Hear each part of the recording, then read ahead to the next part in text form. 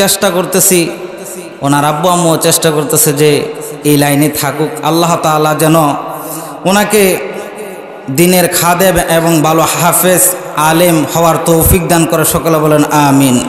ইয়া বুনাইয়া লা তুশরিক বিল্লাহ ইন্নাশ শিরকা লাযুলমুন আযীম। قال النبي صلى الله عليه وسلم أخلص دينك يكفيك العمل القليل। সকলে দুরূদ শরীফ পড়ি।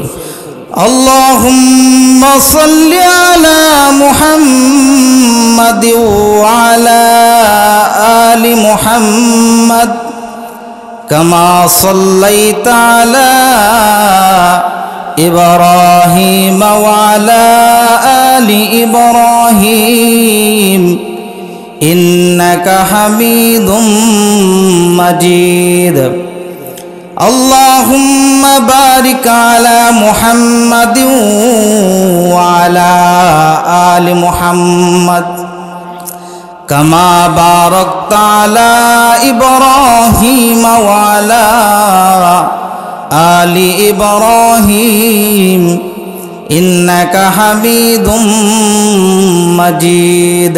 بلغ العلا بكماله كشف الدجى بجماله حصنت جميع خصاله صلوا عليه وآله. بلغ العلا بكماله كشف الدجى بجماله حصنت جميع خصاله صلوا عليه وآله. صدق الله العظيم وصدق رسوله النبي الكريم ونحن ذلك من الشاهدين والشاكرين والحمد لله رب العالمين. আলহামদুলিল্লাহ সুম্মা আলহামদুলিল্লাহ। কাজাহাজি উত্তরপাড়া কেন্দ্রীয় জামে মসজিদের উদ্যোগে আজকের এই ইসলামী সম্মেলনের সম্মানিত সভাপতি এবং দূর দূরান্ত থেকে উপস্থিত হযরত উলামায়ে কেরাম, হযরত উলামায়ে মুকাররম এবং আমার সামনে উপবিষ্ট বুড়ো বাবারা, আমার কলিজার টুকরার যুবক ভাইয়েরা এবং পর্দার আড়ালের সম্মানিতা মা ও বোনেরা, আমি আপনাদের সামনে পবিত্র কালামুল্লাহ শরীফ থেকে একখানা আয়াত পেশ করেছি এবং নবীর অসংখ্য অগণিত হাদিস থেকে একটি হাদিস পেশ করেছি। আল্লাহ পাক রব্বুল আলামিন যদি তৌফিক দান করেন, এই আয়াতের ওপর এবং এই হাদিসের ওপর অল্প কিছুক্ষণ আলোচনা করব। আপনারা আমলের নিয়তে শ্রবণ করার জন্য রাজি আছেন তো? ইনশাল্লাহ। কে কে রাজি আছেন হাতটা উঠায় দেখান। আমলের নিয়তে শুনবো। কি করব? আমলের নিয়তে শুনবো। সর্বপ্রথম আমি আমার আল্লাহ তাআলার কাছে বলি, আমাকে আগে আমল করে তারপর আপনাদের সামনে বলার তৌফিক দান করব।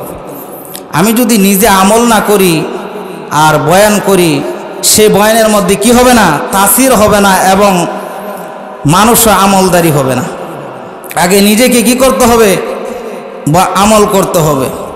তো আমি যেগুলা আলোচনা করব, ধরেন আমি 50টা কথা বলবো, 50টার মধ্যে যে কথাটা আপনার ভালো লাগে, গ্রহণযোগ্য হয়, সে একটা কথার উপর আমল করবেন, বাকিগুলো আপনি ডাস্টবিনে ফেলে দেন। একটা সবক হলেও এইখান থেকে নেবেন। আর যারা এই মাহফিলের ভিতরে বৈশা রয়েছে, এরা সবাই গুনাহগার। কি গার? আর যারা আশপাশে দোকানপাটা আছে, তারা করে আল্লাহ জান্নাত দিয়া লাইছে। কি করছে? জান্নাত দিয়া লাইছে।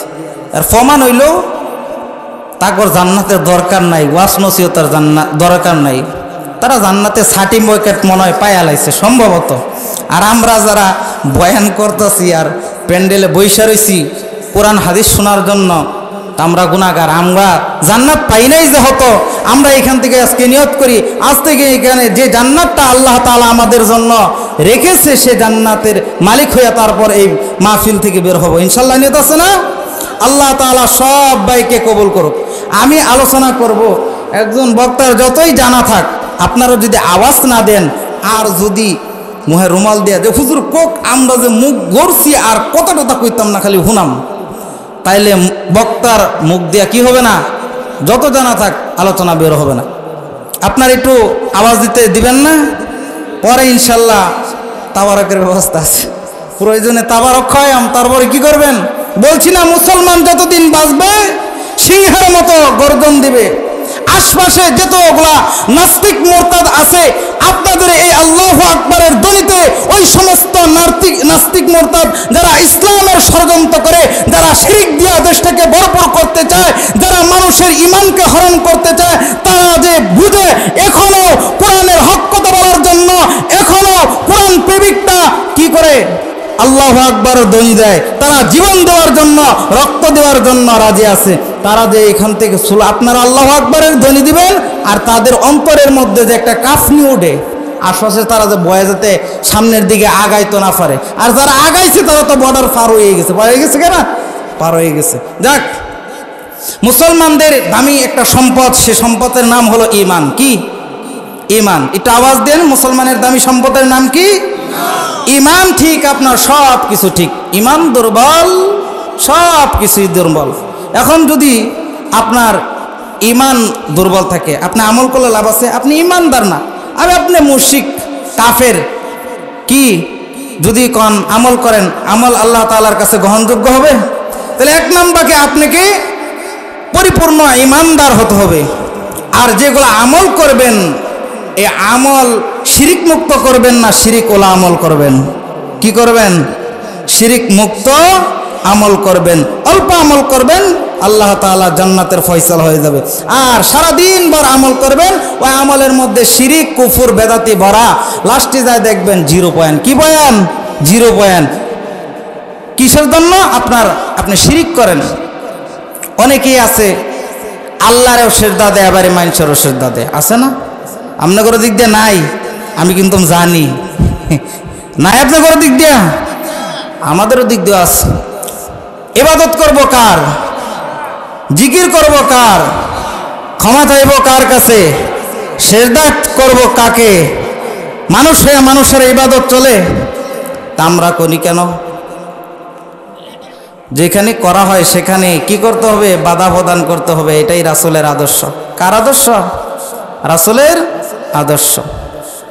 আপনি আশপাশ দিয়ে শিরিক করবে, কুফরি করবে, আর মসজিদে এসে আল্লাহ আল্লাহ আল্লাহ জিকির করবেন, কোনো ফায়দা হবে না। প্রতিবাদ করতে হবে। তো প্রতিবাদ করা লাগবে না? না ভয় পান? মুসলমানেরা কখনো কি করে না? ভয় পায় না। ধরেন পাবুস, আমার বাবা শিরিকের অন্তর্ভুক্ত। কিসের অন্তর্ভুক্ত? বুঝাইতেছি।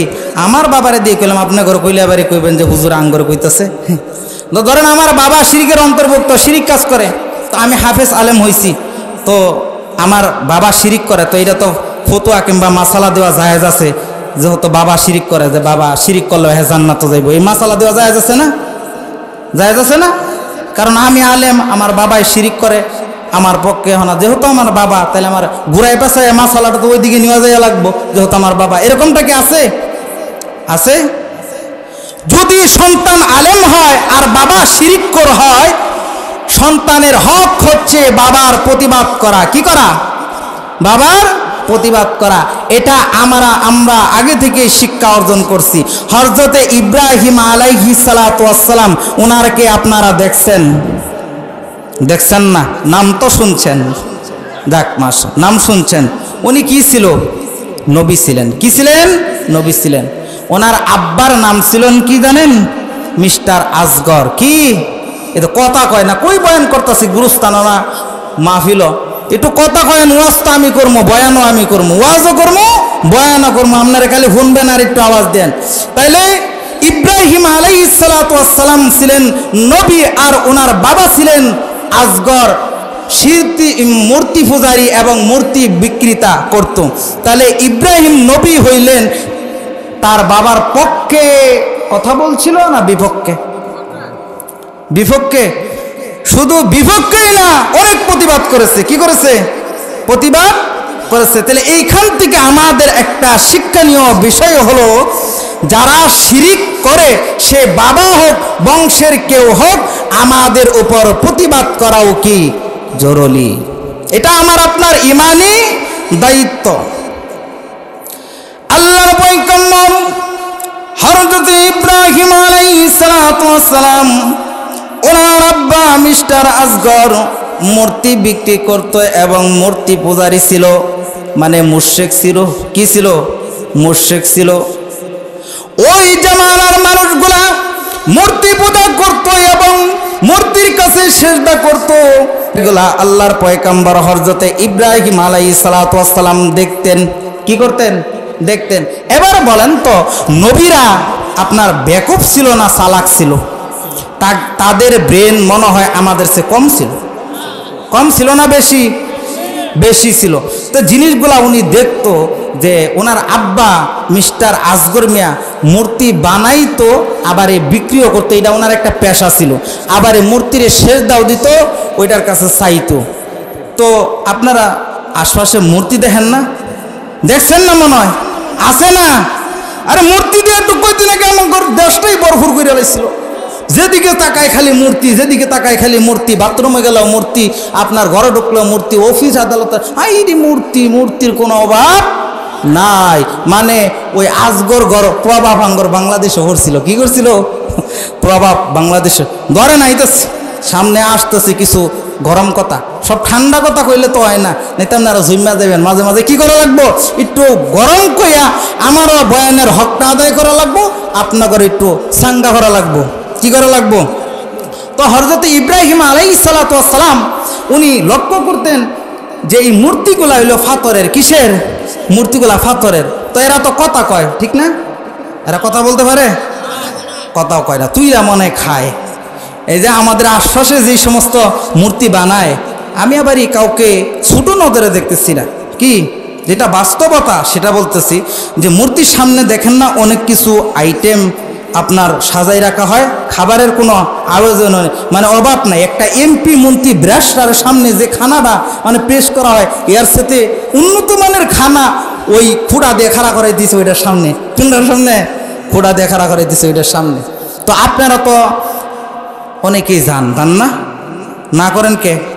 যান। তো দেখছেন তো মূর্তি হাত দিয়ে তুইলা তুইলা খায়, দেখেন না? এটা খাওয়ার কোনো শক্তি আছে? তো যে মূর্তি হাত দিয়ে তুইলা খাইতে পারে না, ক্ষমতাও রাখে না, যে মূর্তি চোখেও দেখে না, নিজের পায়ে দাঁড়াইতেও পারে না, বাঁশ দেওয়া ছাড়া খাড়াইতেও পারে না, যে মূর্তি নিজের হেফাজত নিজেও করতে পারে না, ওইটা বাড়ি ক্ষুদা হয় কেমনে? এটা আপনার বিবেকের উপর ছেড়ে দিলাম। তো আঙ্গর ক্ষুদারে মনে আমরা চালাই? আমরা চালাই না, ক্ষুদায় আঙ্গরে চালায়? আল্লাহ আঙ্গরে চালায়।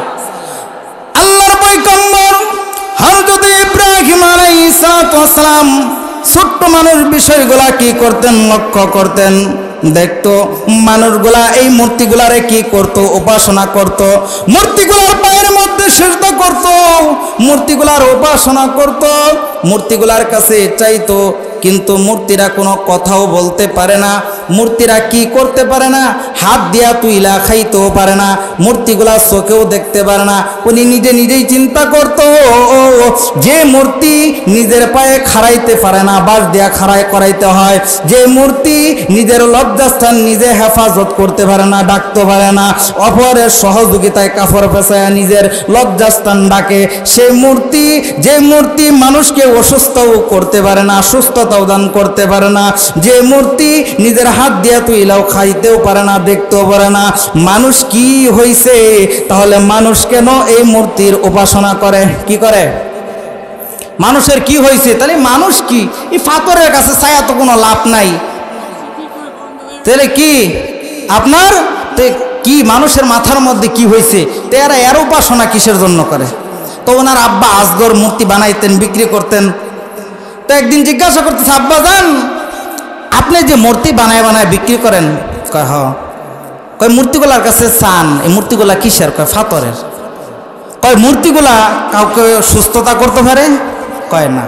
কয় অসুস্থতা করতে পারে? কয় না। কয় খাইতে পারে নিজে উঠাইয়া? কয় না। কয় কিছু বলতে পারে? কয় না। কয় আমি লক্ষ্য করে দেখছি এই মূর্তিগুলার উপরে মাছি উড়ে যায়। কি উড়ে যায়? মাছি উড়ে যায়। তো আপনারা মাছি উঠলে খেদান দেন না? দেন না? তো মূর্তি কি পারে? তো এইগুলা বিষয় ছোট থাকলেও তো সামনে পয়গাম্বর হবে, আল্লাহ তাআলা ওনাকে উত্তম মর্যাদা দান করবেন, জ্ঞানটা বেশি না কম। এইগুলা জিনিস দেখে আর মিস্টার আসগরকে প্রশ্ন করে, আব্বা আপনি বলতেছেন যে এই মূর্তির উপাসনা করেন, এই মূর্তিগুলা কি পাথরের? এই মূর্তিগুলা কথাও বলতে পারে না, নিজে খাইতেও পারে না, কারো উপকারও করতে পারে না, অপকারও করতে পারে না, তাহলে এই মূর্তিগুলার কাছে কেন আপনি উপাসনা করেন? এই মূর্তিগুলোর কাছে আপনি সিজদা কেন করেন? এই মূর্তিগুলোর কাছে কেন আপনি মাথা নত করেন? কোনো জবাব আছে? কথা কয় না, কোনো জবাব আছে? মিস্টার আসগর মনে করেন যে চুপ মাইরা বসে গেছে, যে প্রশ্ন করছে প্রশ্নের কোনো জবাব নাই। এবার বলতেছে, ও আমার ছেলে তুমি কি করবা? আমাকে এই বিষয়ে আর কোনো কিছু জিজ্ঞাসা কইর না, আমাকে কোনো কিছু জিজ্ঞাসা কইর না, আমি তোমাকে কি করব? প্রহার করব। এবার আপনার বিশাল বড় হযরত ইব্রাহিম আলাইহিস সালাতু ওয়াস সালাম চিন্তা করতেছে কি আল্লাহ হইতে পারে? তারা তো দাবি করতেছে এটা আল্লাহ, আল্লাহ কি হইতে পারে?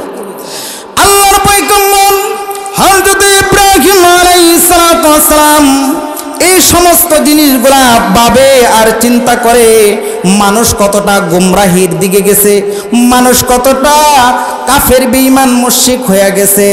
এবার আল্লাহর পয়গম্বর হযরত ইব্রাহিম আলাইহিস সালাতু ওয়াস সালাম চানের দিকে তাকায়, কয় এইটাই মনে হয় প্রভু। কি আমার একটা ঘটনা মনে করছে, কই লাইতাম তো ছোটোর সময় যে দিক দিয়ে হারতাম আকাশের দিকে তাকায় দেখতাম সান ওই মিহি যাইতো। কি যাইতো? সান। সান কি দৌড়ায় না জাগা মতোই থাকে? তো আমি ভাবতাম যে আমি, আপনারা কি এটা লক্ষ্য করছেন যে যেই দিকে যাওয়ায় সানে মনে আমার পিছে পিছে যাইতেছে? তো আমি এরকমটা ভাবতাম যে আমি দৌড় দিতাম যে সানও আমি যেন যাই হেনুই আছে। তো আমি কইতাম মাশাআল্লাহ বা ভালোই তো হয়েছে, আমি যেন যাই সানও হেন যায়। বিষয়টা কি এমন? তো উনি চানের দিকে তাকায় তাকায় ভাবতেন এইটা মনে হয় প্রভু, কিন্তু সে একটা আলোকিত একটা দামি জিনিস। আল্লাহর পয়গম্বর হযরত ইব্রাহিম আলাইহিস সালাতু ওয়াস সালাম ওই চানের দিকে তাকাইয়া তাকাইয়া চিন্তা করতেন এটাই মনে হয় আমার প্রভু। যখন চাঁদটা চলে যায়, যখন চাঁদের পাওয়ার কমে যায়, বলে না না এটা আমার প্রভু হতে পারে না। আবার সূর্যের দিকে তাকাইয়া আবার চিন্তা করে এটাই মনে হয় আমার প্রভু। আবার সূর্যটা যখন ডুবে যায় উনি মনে মনে চিন্তা করে না না এটা আমার প্রভু হতে পারে না। আকাশের দিকে তাকাইয়া আল্লাহর পয়গম্বর হযরত ইব্রাহিম আলাইহিস সালাতু ওয়াস সালাম তারকার দিকে তাকাইয়া মনে মনে চিন্তা করে এটাই মনে হয় আমার প্রভু।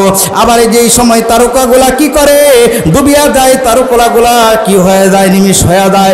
ওই সময় আবার মনে মনে চিন্তা করে না না এই চাঁদও আমার প্রভু হতে পারে না, এই সূর্য আমার কি হতে পারে না? প্রভু হতে পারে না, এই তারকাগুলো আমার প্রভু হতে পারে না। বরঞ্চ এই চাঁদ সূর্য যে বানিয়েছে এবং সূর্যের মালিক যে এবং তারকার মালিক যে, আসমান জমিনের মালিক যে, নদী নালা খাল বিল পাহাড় পর্বতমালা সব কিছুর মালিক যে, যে সৃষ্টি করছে তিনি হলেন আমার আল্লাহ। আল্লাহু আকবার কয় না?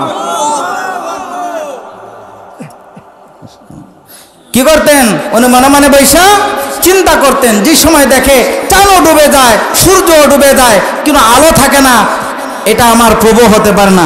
এবার আল্লাহ কি? কোনো আল্লাহর কোনো শেষও নাই, কোনো শুরু নাই, তিনি হলেন একমাত্র আল্লাহ। এবার যে সময় আল্লাহর পয়গম্বর হযরত ইব্রাহিম আলাইহিস সালাতু ওয়াস সালাম মনে প্রাণে বিশ্বাস করে ফেললেন এইগুলা আমার রব না, এইগুলা আমার আল্লাহ না, আল্লাহ যে এইগুলা সৃষ্টি করেছেন তিনি হলেন একমাত্র আমার আল্লাহ। এই কথা যখন মনে মনে চিন্তা করলেন এবং পরিপূর্ণভাবে বিশ্বাস করে নিলেন আর মূর্তিগুলার বিরুদ্ধে কথা বলা আরম্ভ করে ফেললেন, তখন একটু দুশ্মনী বাইরে গেল না কইমা গেল? কয় না স্বার্থের উপর আঘাত গেলে সবাই ফরয়ে যায়, কি হয়ে যায়? পরয়ে যায়। এদিক দিয়া আবার বিশাল বড় একটা মেলার আয়োজন করছে। কি করছে? মেলার আয়োজন করছে। মেলা আপনারা চিনেন না? আমি তো জানি হিন্দুর চেয়ে মুসলমান বেশি এইটারে পালন করে। কি করে? দোকানপাট যত সব মুসলমানের। কি? মুসলমানের। তো মেলার একটা বিশাল বড় আয়োজন করছে, সব মানুষগুলা মেলার দিকে যাইতেছে। কি করতেছে?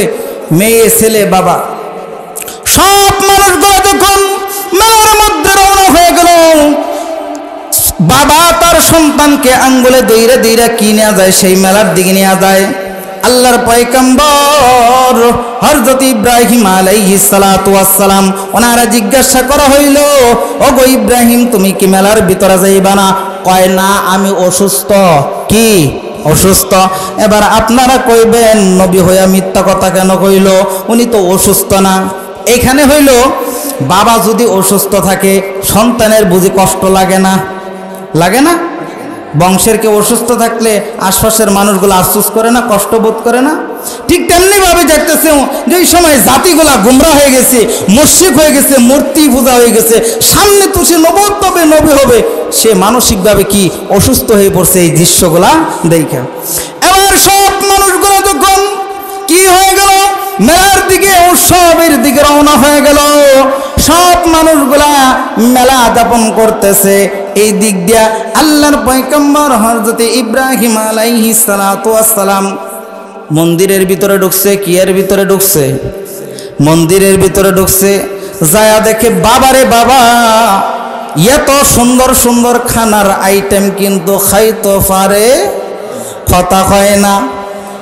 সুন্দর সুন্দর পোশাক, খানা দানার কোনো অভাব নাই, কিন্তু খাইতে পারে না। কি পারে না? খাইতে পারে না। এবার আল্লাহর পয়গম্বর হযরত ইব্রাহিম আলাইহিস সালাতু ওয়াস সালাম যা জিজ্ঞাসা করতেছে, এই যে তোমাদের সামনে এত সুন্দর সুন্দর খানার আইটেম রাখা হয়েছে, খানার আয়োজন করা হয়েছে, তোমরা কেন খাও না? তোমরা কেন কথা কও না? এই যে তোমাদের সামনে দিয়া মাছি মশা উড়িয়া যায়, তোমরা কেন ফিরাইতে পারো না? জবাব দিতে পারবো নি? জবাব দেওয়ার কোনো সুযোগ আছে? তারা কথা বলতে পারে না। যেই সময় কথা বলতে পারে না, ইব্রাহিম আলাইহিস সালাতু ওয়াস সালামের উঠছে কি? রাগ। কি? রাগ উঠছে। তো দেখেন না ওই মূর্তিগুলার হাতের মধ্যে কারোর হাত ছুরি, কারোর হাত কুড়াল, এগুলো থাকে না? তো নিয়ে নিয়ে খাড়াই রয়েছে। যে সময় তোদের সামনে বেটা খানা রাখা হয়েছে, এত সুন্দর সুন্দর খানা, খাস না গেল্লিগা? খাসো না, আবার কথাও কস না। কুড়াল একটা নিয়া একেবারে সব জুইরা লাইছে। কি করে লাইছে? সব জুইরা লাইছে। তো দেখবেন লক্ষ্য করিয়া বিনদেশি কিংবা বাংলাদেশি কিছু মানুষ আমাদের দেশটাকে মূর্তি দিয়া ভরপুর করার জন্য প্রচেষ্টা করেছিল কি করেছিল না? এই কথা উলামায়ে কেরাম বলার কারণে, এই মূর্তির বিরোধিতা করার কারণে উলামায়ে কেরামকে হাতের মধ্যে লাকাব, কাউকে জেলখানায়, কাউকে আয়নাঘরে, কাউকে রিমান্ডে রাখা হয়েছে এই একমাত্র মূর্তির বিরুদ্ধে কথা বলার কারণে। কথা বলে না? কথা ঠিক না? ঠিক। আল্লাহ পাক রব্বুল আলামিন বলেন, তোমরা ধৈর্য ধরো, আমি বাংলার যুবকদেরকে ইব্রাহিম আলাইহিস সালাতু ওয়াস সালামের রূপ ধারণ করাইয়া, আর যারা আজগর মার্কা আছে তাদেরকে জুতা পিটাইয়া বর্ডার পার করে দিব। কি করব? বর্ডার পার করে দিব। আর এক সাইকুল হাদিস, ইবনে সাইকুল হাদিস আল্লামা মামুনুল হক, উনি একটা মূর্তির বিরুদ্ধে কথা বলছিল। কয়টা মূর্তি? কথা বাড়াইতেছেন নি? আরে পুলিশে ধরলে আমার এই ধরবো, আপনারা ছাড়াই তো যায়েন না। কি করেন না? ছাড়াই তো যায়েন না। ওই চিন্তা ভাবনা করে কি করি না? বয়ান করি না যে হাতের মধ্যে এটা জানাই আছে যে হক কথা কইলে মজা লাগে না, হুজুর গারাতে লকআপ পড়বো, রিমান্ড খাড়ু লাগবো, কারণ দুনিয়া এমন মুমিনদের জন্য কি খানা? জেলখানা। এটা আমার জানাই আছে।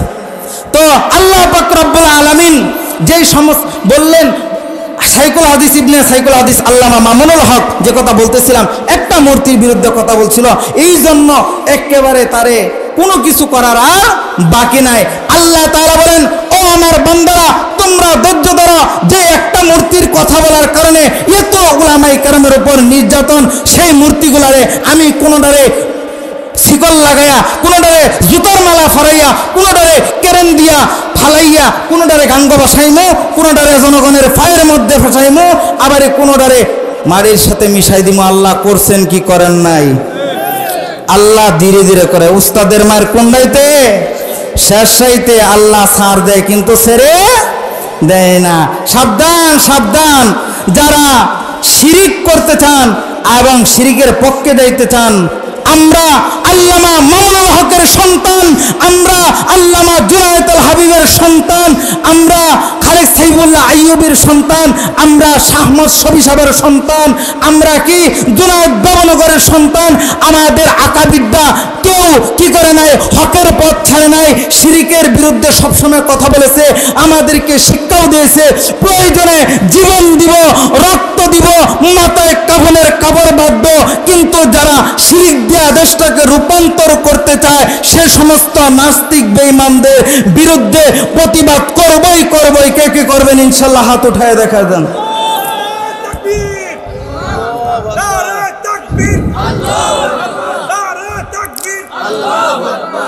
জিহাদ জিহাদ জিহাদ চাই, হুজুর ডামনের রিমান্ডে যান, আমরা পিছ থেকে নাই, এমনটা করবেননি। যাক, যে কথা বলতেছিলাম, যেখানে শিরিকের কাজ হবে, লুকমান হাকিম কি বলেছেন, ইয়া বুনাইয়া লা তুশরিক বিল্লাহ, ও আমার কলিজার টুকরা সন্তান, বাবা ছেলেকে উপদেশ দেয় কোনোদিন শিরিক করবা না, শিরিক থেকে কি করবা, বেঁচে থাকবা। তো আল্লাহর পয়গম্বর হযরত ইব্রাহিম আলাইহিস সালাম সবগুলা মূর্তিকে কি করলো, টুকরা টুকরা করে ভেঙে ফেললো। একটা মূর্তি বড় বেডারে খাড়া রাখছে, কি রাখছে, বড় বেডারে খাড়া রাখছে। সবগুলা মূর্তি ভাঙ্গা ওই কুড়ালটা বড় বেডার উপরে ঝুলায় রাখছে, কি করছে, বড় বেডার কাদের মধ্যে ঝুলায় রাখছে। এবার মানুষগুলো যখন উৎসব শেষ করে, মেলা শেষ করে মূর্তির মন্দিরের মধ্যে গেল উপাসনা করার জন্য, তাগর দেবতা গুলারে দেখার জন্য, হাই হাই মন্দিরের মধ্যে ঢুইকা তো একজনে কপালো বাড়ি, কি বাড়ি, খয়াঙ্গর খুদাগুলারে কেমনে এমনভাবে নির্মমভাবে ভাঙলো, কি করলো, কেমনে ভাঙলো। অহন দেখা যে একটা মূর্তি খারাপ, তারপরে ওইটার মধ্যে কুড়াল বাজানো। তো সবাই মিলে একটা গোল মিটিং করতেছে। তো শয়তানগর গোল মিটিং একটু বড় হয়, ঠিক না? তার পরামর্শ করতেছে যে কেডা এই কাজটা করতে পারে। একজন পণ্ডিত কয় যে আমরা সব কি করছি, মেলার মধ্যে গেছি, কিন্তু ছোট্ট পয়গম্বর হযরত ইব্রাহিম উনি তো আমাদের সাথে মেলায় যায় নাই, আমরা তো ডাকছি তারপরেও যায় নাই, তো উনি মনে হয় এই কাজটা করছে।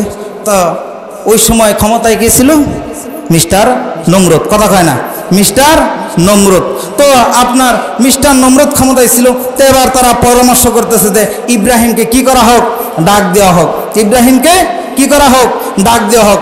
এবার পয়গম্বর ইব্রাহিম আলাইহিস সালামকে কি করছেন, ডাক দিছেন। আমি আলোচনা আর কি করব না, আলোচনা আর লম্বা করব না। এখানে মোমবাতি আইসা, কবিবাতি আইসা পড়ছে, মোমবাতির কোনো খাওয়া নাই। এখানে উস্তাদ আইসা পড়ছে, উস্তাদের সামনে কথা বলতে তো ছাত্র এমনি থতবত খাওয়া যায়, ডরাই যায়, ঠিক কি আর বয়ান করতাম। যাক, যেহেতু আলোচনাটা শুরু করছি, একটা শেষ পর্যায়ে সংক্ষিপ্তভাবে কি করি নেওয়া যায়। এবার সবাই মিলে একটা পরামর্শ করতেছে যে কাজটা কে করতে পারে। এবার এক শয়তানে কয়, আমরা সবাই মেলাত গেছিলাম গা, কিন্তু ওই ছোটো ফুলা ইব্রাহিম হ্যাঁ যায় নাই, কি করে নাই, যায় নাই, মনে হয় ইব্রাহিম করছে। এবার আল্লাহর পয়গম্বর হযরত ইব্রাহিম আলাইহিস সালামকে ডাক দেওয়া হলো। ডাক দিয়ে জিজ্ঞাসা করলো, ইব্রাহিম আঙ্গর এই দেবতাগুলো আগে কে এই সর্বনাশটা করছে, কি করছে, একটার হাত নাই ফাও নাই, মানে মনের মধ্যে খুব কষ্ট লেগে কইতাছে, বুঝেন না, তাকর দেবতা, তাকর দেবতা, তাকর ক্ষুদাগুলারে এরকম নির্মমভাবে একটার হাত নাই ফা নাই, সবার তো কষ্ট লাগবে, এরকম আবেগের সাথে কইতাছে। কয় এই কথা আমারে কনকে, আমারে কনকে, তাগরে জিজ্ঞাসা করেন। কয় তুমি তো জানো এই মূর্তিগুলা কি করতে পারে না, কথাও বলতে পারে না, এই মূর্তিগুলা চোখেও দেখতে পারে না। এবার আল্লাহর পয়গম্বর হযরত ইব্রাহিম আলাইহিস সালাম বলেন, বিষয়টা আমার কাছে জিজ্ঞাসা করতেছেন, যেই মূর্তি কথা বলতে পারে না, যেই মূর্তিগুলা চোখেও দেখে না, তাহলে আপনারা কেন এই মূর্তির পূজা করেন, এই মূর্তির পায়ে সেজদা দেয়, কোনো জবাব আসেনি। আমার তো মনে হয় যে ভুইরে একটা খাড়াই রয়েছে, এর কান্দের মধ্যে কুড়াল একটা, এরই তো বড় সন্তান। আমার মনে হয় যে খানা টানা লইয়া তর্ক বিতর্ক লাগছে, এলকাই সব হ্যাঁ খায় লাইতো, আর হের আগে সব করে কি করছে, কুবাই টুবাই সব কি করছে, ধ্বংস করে লাইছে। এটা কি করছে উনি বলতেছে। তো হ্যাঁ বললো, এটা কোনো জবাব হইতোই নাই, জবাব আছে আরো ছোট হইবে যে ডাক, তুমি বাবা চলে যাও, কি করো তুমি, চলে যাও গা। তো গেছে গা। এবার মনে মনে করলাম জিদটা রয়ে গেছে, কি জিদটা রয়ে গেছে। এখানে কি সব মানুষ একরকম, কেউ আছে খাট পূজা করে, কেউ আছে মাজার পূজা করে, কেউ আছে পীর পূজা করে, কেউ আছে আল্লাহরে সেজদা করে। যারা ওই সমস্ত টাইপের লোক, তাগর কি মনে হয় না আপনাদের চুলকানি শুরু হয়ে গেছে? খালি কইতে পারতেছে না কিছু সামনে সামনে, কিন্তু আমি জানি মনে মনে যে তাগর কি হইতেছে, চুলকানি শুরু হয়ে গেছে। যাগর এই সমস্ত চুলকানি আছে তারা এই বয়ানের মধ্য থেকে মলম নেন আর শরীরে লাগান। যদি হেদায়েত কবলে থাকে তো হয়েই গেলেন, আর যদি না হয় তাহলে শিরিকের অন্তর্ভুক্ত হয়ে গেলেন। শিরিকের অবস্থায় কি যাবেন, মারা যাবেন, জান্নাত পাবে না। কারণ ওয়া ইন্না শিরকা লা যুলমুন আযীম, যারা শিরিক করেন তাদের কি অবস্থান, জাহান্নাম।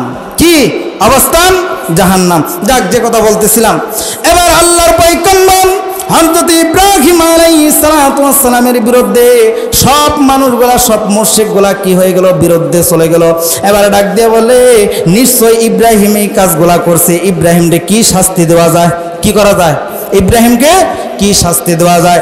এবার সবাই মিলে চিন্তা ভাবনা করলো।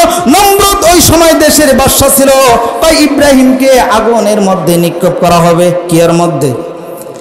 যদি আল্লাহ কাউকে ডাবাইতে চায়, দুনিয়ার মানুষ যদি তাকে উঠাইতে চায়, উঠতে পারবো নি।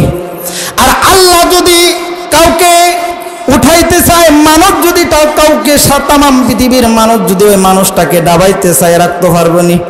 তা আল্লাহর পয়গম্বর আমরা হেফাজত করবো না আল্লাহ হেফাজত করবে? আল্লাহর পয়গম্বর আল্লাহ হেফাজত করবে। এবার বিশাল বড় একটা আগুনের কুণ্ডই তৈরি করলো, যে আগুনের উপর দিয়ে পাখি গেল, ওই পাখি উত্তপ্ত তাপে ওই আগুনের ভিতরে কি পইরা গেল, পইরা যেত, এমন একটা বিশাল আগুন। এবার ইব্রাহিম আলাইহিস সালাতু ওয়াস সালামকে কি করা হইল, ওই আপনার আগুনের মধ্যে কি করা হবে, নিক্ষেপ করলো। আগুনের মধ্যে সবাই মিলে, যেহেতু ঘটনা আপনার হুজুর আইসা পড়ছে, আমারও সময় কি শেষ হয়ে গেছে গা। তো আমরা কি করবো না, এখান থেকে শিক্ষণীয় বিষয় হলো শিরিক করব না, শিরিককে কি করব না, প্রশ্রয় দিব না। যেখানে শিরিক হবে আমরা কি করব, শিরিকের প্রতিবাদ করব। কি করব, শিরিকের প্রতিবাদ করব। আল্লাহ পাক রব্বুল আলামিন আমাদের সব ভাইকে কি করুক, শিরিক মুক্ত জীবন গড়ার, ইবাদত বন্দি করার তৌফিক দান করো। সকলে বলুন আমিন। আর আমার জন্য আপনারা খাস করে কি করবেন, দোয়া করবেন। আমার মা বাবার জন্য দোয়া করবেন। আমি আপনার জন্য কি করি, দোয়া করি ইনশাআল্লাহ। আল্লাহ পাক রব্বুল আলামিন আমাদের সব ভাইকে আমল করার তৌফিক দান করুক। নাসরুম মিনাল্লাহি ওয়া ফাতহুন করিব। আসসালামু আলাইকুম ওয়া রাহমাতুল্লাহি ওয়া বারাকাতুহু।